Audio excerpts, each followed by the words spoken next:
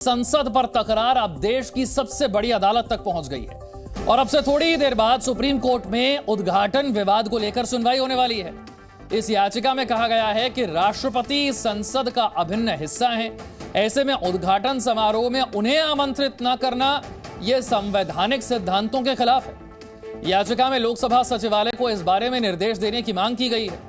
आपको बता दें कि नए भवन के उद्घाटन का बॉयकॉट करने वाली पार्टियों की संख्या 20 हो गई, जबकि समर्थन करने वाले दलों की संख्या 25 हो गई। समर्थन करने वालों में एनडीए की 18 पार्टियां और नॉन एनडीए की 7 पार्टियां भी शामिल हैं। लेकिन उससे बड़ी बात यह है कि यह मामला सुप्रीम कोर्ट पहुंच गया है और अब थोड़ी ही देर में सुप्रीम कोर्ट में सुनवाई होने वाली है। राष्ट्रपति को न्योता न देने पर यह याचिका है। उद्घाटन विवाद को लेकर सुप्रीम कोर्ट अब सुनवाई करेगा। 21 दल ऐसे हैं जो इस समारोह का बॉयकॉट कर रहे हैं। तो नई संसद भवन के उद्घाटन का मामला अब सुप्रीम कोर्ट तक पहुंच गया है और थोड़ी देर में सुप्रीम कोर्ट में इसे लेकर सुनवाई भी होने वाली है। राष्ट्रपति के हाथों ही नई संसद भवन का उद्घाटन होना चाहिए, ये इस याचिका में कहा गया है।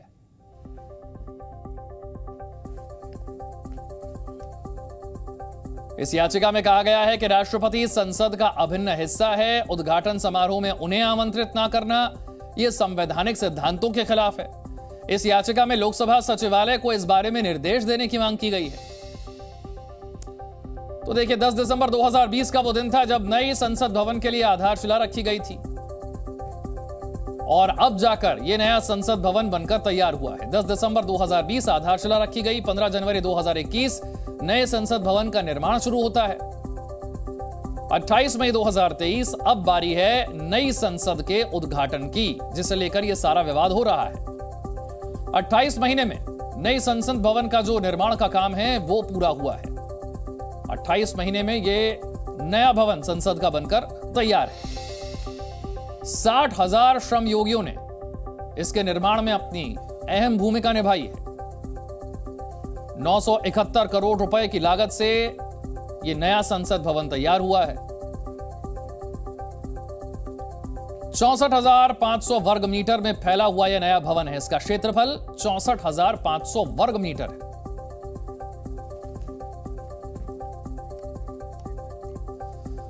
इस बीच केंद्रीय मंत्री राजनाथ सिंह का बयान आया है और उन्होंने कहा है कि नई संसद का उद्घाटन यह ऐतिहासिक मौका है। इस मौके पर राजनीतिक विरोध से बचना चाहिए। विरोध के लिए यह मौका बिल्कुल भी ठीक नहीं है। बहिष्कार करने वाले एक बार फिर से विचार करें, साथ आकर हम इस अवसर के गवाह बने। केंद्रीय मंत्री राजनाथ सिंह ने एक अपील की है, सभी विपक्षी दलों के लिए की है कि हम साथ आएं और साथ आकर इस अवसर के गवाह बने। जो बहिष्कार कर रहे हैं उनसे अपील की है कि एक बार फिर से विचार कर लें। और यह भी कह रहे हैं राजनाथ सिंह कि विरोध करने के लिए यह मौका ठीक नहीं है। इस मौके पर राजनीतिक विरोध से बचना चाहिए। यह ऐतिहासिक मौका है, देश की संसद है और ऐसे में हर पार्टी को इसमें शामिल होना चाहिए। जो पार्टी, जो दल बहिष्कार की बात कर रहा है वो एक बार फिर विचार कर ले। 28 मई को प्रधानमंत्री श्री नरेंद्र मोदी जी नए संसद भवन को राष्ट्र को समर्पित करके भारतीय लोकतंत्र के इतिहास में एक नया अध्याय जोड़ने जा रहे हैं। नया संसद भवन भारत के लोकतांत्रिक संकल्प के साथ साथ 140 करोड़ भारतीयों के स्वाभिमान और उनकी आकांक्षाओं की भी अभिव्यक्ति है। संसद भवन का उद्घाटन एक ऐतिहासिक अवसर है जो अब 21वीं सदी में दोबारा नहीं आने वाला है। तकनीकी दृष्टि से यह संसद का कोई सत्र नहीं बुलाया गया है, यह तो संसद भवन के उद्घाटन का समारोह है। अतः हमें संवैधानिक सत्र और सार्वजनिक समारोह का अंतर समझना चाहिए। राजनीतिक विरोध के अनेक अवसर आते जाते रहेंगे और मैं यही आग्रह करूंगा कि जिन दलों ने समारोह के बहिष्कार का निर्णय लिया है वे अपने फैसले पर राजनीतिक लाभ हानि से परे जाकर वह पुनर्विचार करें और इस समारोह में भाग लेकर ऐतिहासिक क्षण के वह साक्षी बने। राजनाथ सिंह का अपना एक तरीका है और उस तरीके से वो सभी विपक्षी दलों से ये अपील कर रहे हैं कि आप इस तकरार को खत्म कर दीजिए और नए संसद के द्वार पर आइए, क्योंकि संसद जो है वो पूरे देश की है, हर पार्टी की है, सभी की है। नई संसद का जो उद्घाटन है ये ऐतिहासिक मौका है। बड़ी अच्छी अपील केंद्रीय मंत्री राजनाथ सिंह की तरफ से की गई है। उन्होंने कहा है कि इस मौके पर राजनीतिक विरोध से बचें। ऐसे कई मौके आएंगे जिस पर राजनीति हो सकती है, जिस पर सरकार का विरोध हो सकता है, प्रधानमंत्री का विरोध हो सकता है, लेकिन राजनीतिक विरोध से कम इस मौके पर बचना चाहिए और राष्ट्रपति पर विवाद से तो बिल्कुल बचना चाहिए। राजनीतिक लाभ से ऊपर उठकर सोचें और विरोध करने के लिए यह मौका बिल्कुल भी ठीक नहीं है। विरोध के अवसर आते जाते रहेंगे। नई संसद को विवाद में मत डालिए। बहिष्कार करने वाले एक बार फिर से विचार कर लें।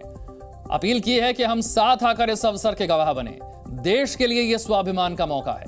21वीं सदी में यह मौका दोबारा नहीं आएगा। इसीलिए सभी से फिर अपील राजनाथ सिंह की कि तकरार और बहिष्कार को छोड़ें, साथ आकर इस अवसर के गवाह बने।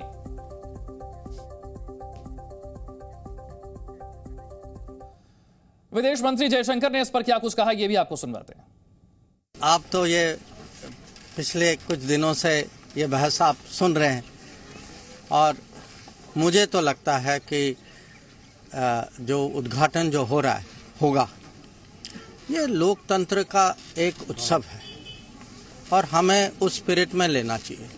ये विवाद का विषय नहीं बनना चाहिए। ये दुर्भाग्य है अगर ये बनता है और ये मुझे आप जानते हैं कि कुछ लोगों की ये कोशिश है, पर मुझे लगता है कि राजनीति की भी कुछ सीमा होनी चाहिए और कम से कम ऐसे मौके पे हम पूरे देश को सब मिलजुल कर इसको मनाना चाहिए।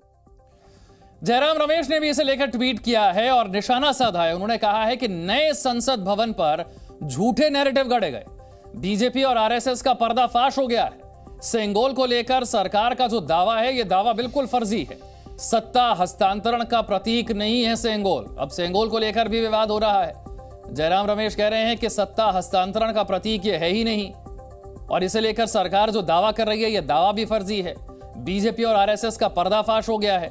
नए संसद भवन को लेकर झूठे नैरेटिव गढ़े जा रहे हैं। जिस तरीके से हम जीते हैं, हमारे लिए एक सुपर बूस्टर डोज है और छत्तीसगढ़, मध्य प्रदेश, राजस्थान, तेलंगाना, हमारा मनोबल बढ़ेगा, हमारे कार्यकर्ताओं का मनोबल बढ़ेगा, हमारे संगठन में मनोबल बढ़ेगा। तो हम 2024 के लिए हम कुछ नहीं कह रहे हैं, पर मैं जरूर ये कहूंगा कि आज कांग्रेस की जीत हुई है और प्रधानमंत्री की हार हुई है। बीजेपी नहीं हारी, प्रधानमंत्री हारे हैं, क्योंकि प्रधानमंत्री के कंधों पर बीजेपी चल रही थी। तो देखिए, 65,000 वर्ग मीटर के क्षेत्र में फैला हुआ यह नया भवन, 60,000 श्रम योगियों की मेहनत इसमें शामिल है।